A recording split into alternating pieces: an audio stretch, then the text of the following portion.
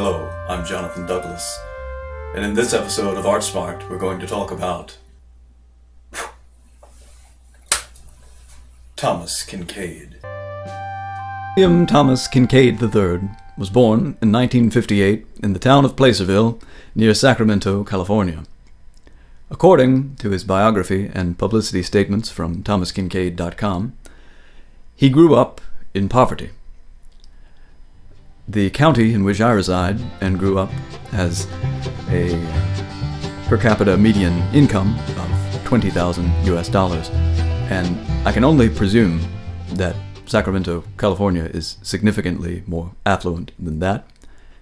But, nevertheless, he did grow up in a single-parent household which he claimed had a detrimental social effect on his upbringing.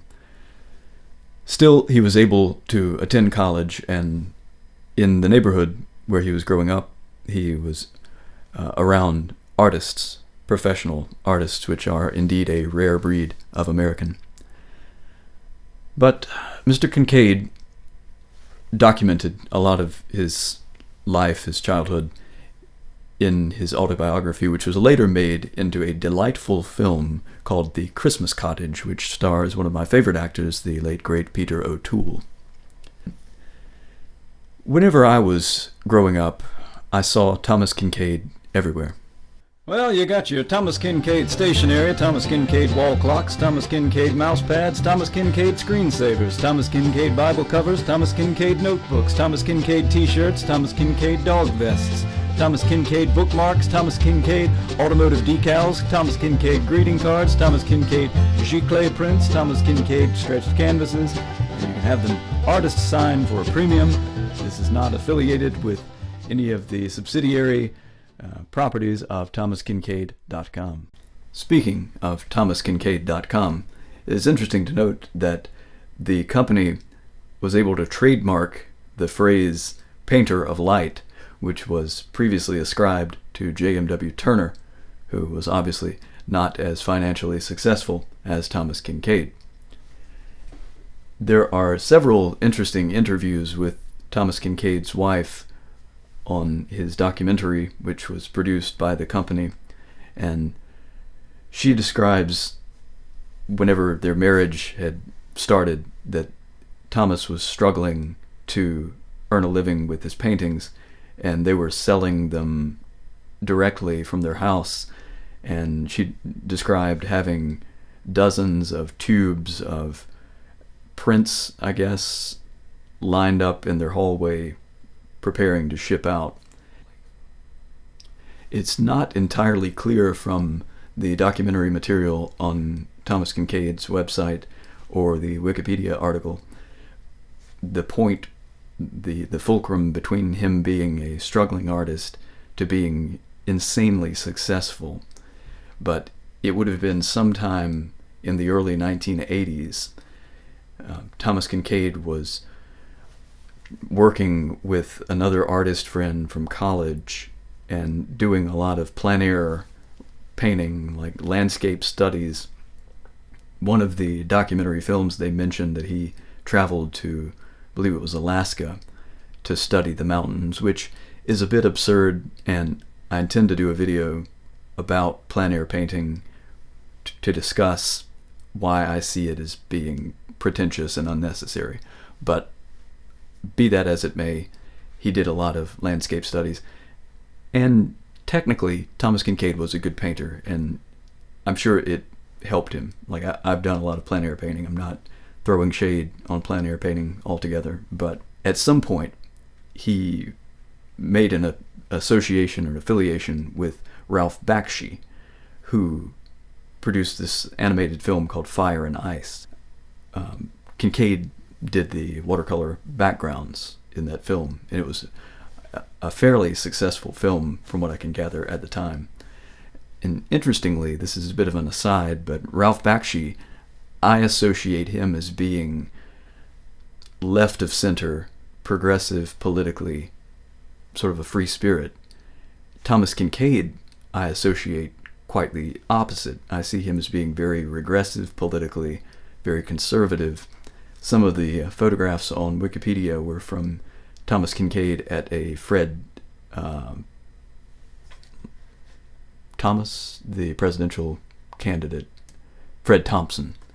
He was an actor and a presidential candidate. I'm just old enough to remember when he ran for president, but Thomas Kinkade was around a lot of that conservative milieu, and his work diverged radically from the Fire and Ice Ralph Bakshi. He started doing a lot of conservative Christian themes, which is like lighthouses, which is kind of a phallic symbol, but it's also associated with Christianity and Freemasonry. And he would do paintings of stone cottages and things that are associated with European heritage, which is a very conservative, regressive kind of theme, which would have been very popular with people on the American right wing politically. So we can see the contrast between the life of Mark Rothko and Thomas Kinkade, with Rothko being the intellectual, the academic artist, from the social justice warrior activist side, and then Kinkade was the conservative, anti-intellectual, reactionist side. In reassessing my last video on Mark Rothko, I realized that it may have come across as morbid, critical, and moralizing, and that was not the intention that I had. I'm recording these videos unscripted and using this as an opportunity to rant, which is the entire purpose of YouTube. I'm hoping to keep this video a bit more lighthearted. I had a friend ask me recently why I was making videos, and I told them it was ostensibly to drive traffic to my website in order to increase sales, which is very important. But that's not really the case. That's my excuse. But the real reason I'm making videos is because I enjoy talking about art history, artists, and in the process I'm learning a lot about these painters. For example, I knew little to nothing about the life of Mark Rothko before doing the research for the last video, and likewise I've learned a lot about the skeletons in Thomas Kinkade's closet for this video. And Kinkade was working with Ralph Bakshi, and he had to have been exposed to socialist ideas, and he had to know that what he was presenting was not realistic for the average American. But I don't know, and I don't want to disparage the man, like, rest his soul. I don't know what none of us can really know what his motivations were, and how much of it was sincerely held that he genuinely was a fundamentalist Christian, and how much of it was him trying to pander to the audience that he knew that he had in conservative 90s America. Apropos of my preceding discussion, I wanted to contextualize that I'm not deriding the religious faith of Mr. Kinkade. And with that, I'd like for y'all to join me in a word of prayer. Say, I was born and raised a Southern Baptist, and by the grace and power of the prosperity gospel, it has been revealed unto me through spiritual discernment that if you will just cling to the hem of my garment and go on to my website, you'll find there some very reasonably priced paintings. And by purchasing one of them paintings, you'll find that the trees that are growing, them happy little trees, will take a happy little root in your own home, and the next thing you know, you'll have a money tree just a-growing up right by the springs of the River Jordan, right there in your home. And I'll tell you, if you everybody under the sound of my voice, you just go right there on that website, and it might be $99.99 with free shipping, but you'll have abundant blessings in the next life, and I just want you to know that that's coming right from the Word of Glory. The 1990s, the era in which Thomas Kinkade came to prominence as an artist, was dominated by the neoconservative culture war of the Reagan administration and later H.W. Bush, and even the Clintons were very conservative by modern standards. They would have likely been considered Republicans by modern standards. And that was the cultural milieu that Thomas Kinkade emerged from. As an adult, I have not really gone to a shopping mall. I have no reason to, but as a child, it was a big like family ritual to go to the shopping mall in the days before the internet.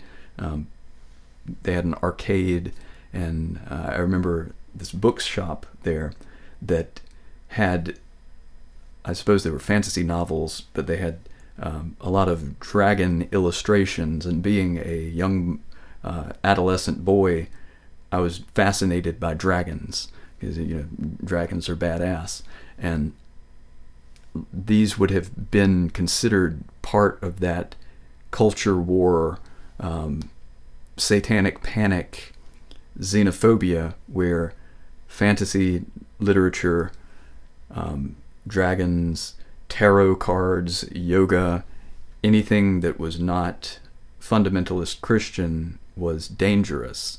And of course a bookstore would have been the bastion of liberal thinking. And I can distinctly remember in this shopping mall right across the vestibule, which interestingly a lot of my favorite YouTube content creators do dead mall videos, which is a quintessentially 21st century phenomenon of derelict retail spaces, and this mall is now very much a dead mall. But across the vestibule from the bookshop, standing in juxtaposition, was a gift shop that sold tchotchkes and Thomas Kinkade prints and merchandise, like Thomas Kinkade throws and Thomas Kinkade.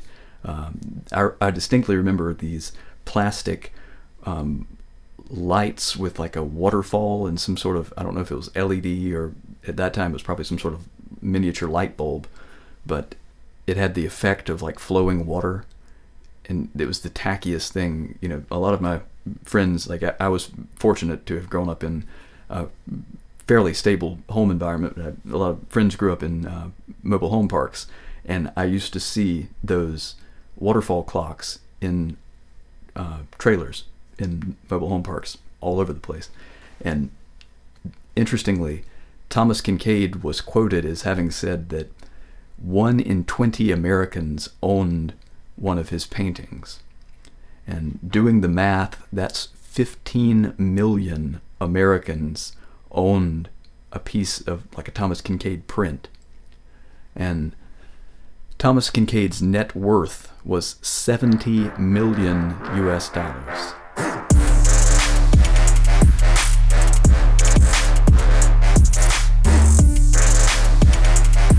So it's understandable why Thomas Kinkade gravitated towards conservative politics, because he had a lot of money. And that's the way that goes. But I'm not casting aspersions on his character. He did donate heavily to charity, and I think he did good things with his money. And he certainly worked hard for it. Maybe he worked harder than a lot of celebrities and actors, and certainly a lot of business CEOs and things. He was doing a lot of manual labor in his early days, and then in his later days he was doing a lot of marketing and scheming of a kind, which we can question the merits of that, but he was just as much a businessman as Andy Warhol was. And I was extolling the virtues of Andy Warhol, so it's not judicious of me to disparage Thomas Kinkade when they were essentially doing the same thing. Thomas Kinkade, according to his website, having work in 1 out of 20 homes in America, and having his work proliferated through all of these knickknacks and decorative things just everywhere, and culturally, like most of the images in this video I've gotten from AI, which have trained on images that are free on the internet. There are just a plethora of Thomas Kinkade images out there. He produced lots and lots of work, even if it was done under his staffers. He had there's some controversy that he was hiring interns, and the interns were painting most of the work, and then he was just sort of finishing it up and adding a signature and then charging an exorbitant price as an original Thomas Kinkade painting. And eventually I want to do a video on Bob Ross too, who also had a tremendous output of work. And Damien Hirst is another important character who is continuing to do what Thomas Kinkade did, where he has workers, art school students, produce the work, and then he just sort of customizes it and puts it out there.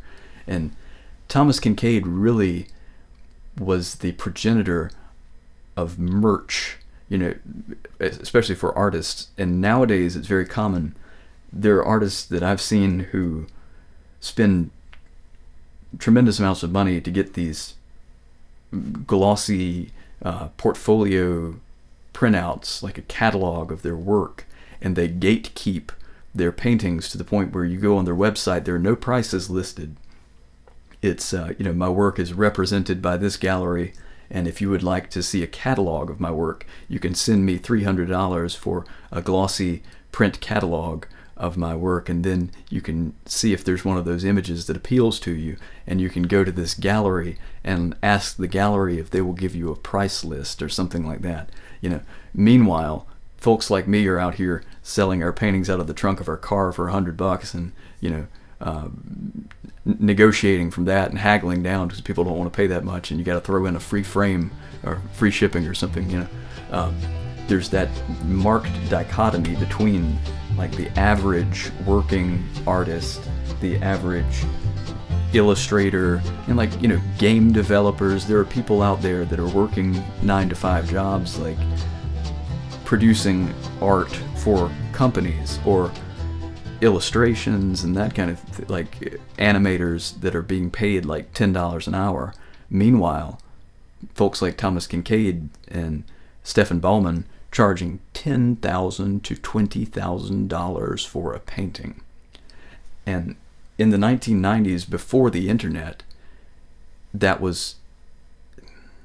wasn't right, but it was done because there was this disconnect, and the artists were seen like these wizards that lived in their pastel-colored wizard towers, and were producing magically this work that they had to go to college, and they had to get this sophisticated education and train for years and work for days to produce this work, and have to go out in the mountains and paint plein air with the Tibetans and their magical Buddhist towers, and learn from the ascended masters how to paint like Rembrandt. And now with the internet, you can go on YouTube and watch people like me on Patreon. Just a little plug, go on there and subscribe. Give me some $5 a month or whatever it is. You can learn from people like us directly, and you can paint just like Thomas Kinkade or better in 6 months to a year. And anybody can paint just like Thomas Kinkade. And nowadays, AI programs can paint just like Thomas Kinkade. AI programs can paint just like me. And that's when you get into the question of, is art still a valid, is traditional painting still a valid pastime in the year of our Lord 2023?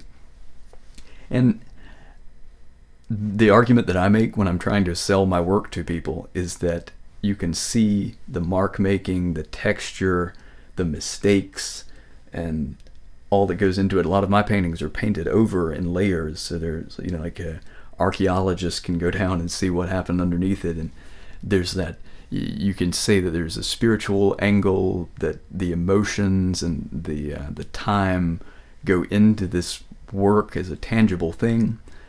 But that's not a hill that I would die on. The contrary view would be materialistic, that you're just making an image, and that image can be better made more quickly with a computer. And I do digital work where I've learned that I can get much more accurate and better colors much more quickly on a computer than I ever could with paint. And Ralph Bakshi and some of those illustrators were starting to learn that even in the 90s. There were, Disney movies like Aladdin were coming out where they were using digital techniques. And Thomas Kinkade was right there at the end of the old vanguard, or the end of the old school of painting. And in the modern era, I don't think a Thomas Kinkade could come to prominence the way that he did because he was in the right place at the right time. Because there are a lot of painters today who are much better than Thomas Kinkade. There are a lot of painters who even use that same fundamentalist Christian wholesome presentation of their work, and they meet with some acclaim. I know a lot of people who paint at weddings, and they do these live wedding paintings, and they get paid a reasonable amount, but no one is making 70 million US dollars. And that was in 1990 money too. I think it's probably considerably more now, but that's my ranting, and which is what is appropriate for social media. But at the same time, like, I don't fault Thomas Kinkade. Like, maybe he deserved the wealth that he had, and he paid for it. He died young, just like Rothko and Warhol lived to be a bit older, but Warhol was shot. Thomas Kinkade suffered for his work, likely from the stress of like the financial side of it. I'm sure he had lots of criticism at that time, just like he does now. And it's easy to blame the person for their substance abuse, but I think there are a lot of factors that contributed to that, and it wasn't just some failing of his character. It was the stress of all of this that led him to abuse substances, and then that further exacerbated the physical stress and strain on his heart, and it ultimately ended his life at like the age of like 50. And that's a terrible thing. Like, for all the shade that I'm throwing on Thomas Kinkade, like, I wish he were still alive. And I think he was a good person, and I think he brought a lot of inspiration to a lot of people, just like Bob Ross. Like, when I was growing up, or when I first started painting, I'm not going to say I hated him, but I had a lot of disdain for Bob Ross, just like I did for Thomas Kinkade. I was like, these guys are, millionaires, and people are putting them up on this pedestal, and they're not that important. But if it weren't for Bob Ross, I don't think I would have gotten exposed to painting as a viable medium, or an expressive outlet at all. And if it weren't for Thomas Kinkade, a lot of these fundamentalist right-wing people would have never seen paintings. And having someone, like Ronald Reagan or Donald Trump or some big hardened businessman, having them see these happy little flowers and the golden light on the meadows and everything, that might soften their heart a little bit. And it might be a good thing, because I think any beauty, aesthetic beauty, may have some ameliorating effect on conservative, regressive people. I think. I don't know. It doesn't seem to have done a lot of good so far, but I think Thomas Kinkade was trying to, because he seems like listening to his interview, then who knows, there's a lot of criticism about his personal life, but when I hear his voice and everything, he seems like a kind, gentle person. And the movie with Peter O'Toole, I highly recommend it. I wasn't being facetious. It's actually a good movie. And I think that Thomas Kinkade was a good person and had the highest of intentions with his work. And going back to Rothko, I don't say that one is right and one is wrong. I think they're just two different perspectives of the world, and it's really important, especially in these days. There are unquestionably evil people in the world, but a lot of it is just differences of perspective. And right-wing, left-wing people just sort of butt heads and go at it like cats and dogs, and it's I lean left of center, and I'm an introvert. So Jung said, here's to the extrovert fairest that lives, whom the introvert never forgets or forgives. we hate and we other, the idea of othering, we always resent the person that's not us and that's different from us. And Thomas Kinkade, is easy to dismiss him, is easy to say it was anti-intellectual drivel for the masses, and we're too, good for this, we're too intellectual for this. But, like, look at his paintings objectively, and look at a Mark Rothko painting objectively without the rose-colored glasses of academia, without saying, oh, this is profound, this is zen, this is this and that and the third. Just look at the paintings. Thomas Kinkade's paintings are pretty, unquestionably. Mark Rothko's paintings are not always pretty, and they're not, maybe that's to say they're more realistic, maybe that's to say they're more profound, but Thomas Kinkade's paintings make me happy. The Christmas movie with Peter O'Toole, makes you feel good, and like there's nothing wrong with occasionally feeling good about ourselves and about the world. Like, the world's not all good and the world's not all bad, and Thomas Kinkade helped us to see that the world is not all bad, and that's why Thomas Kinkade's wallet is important.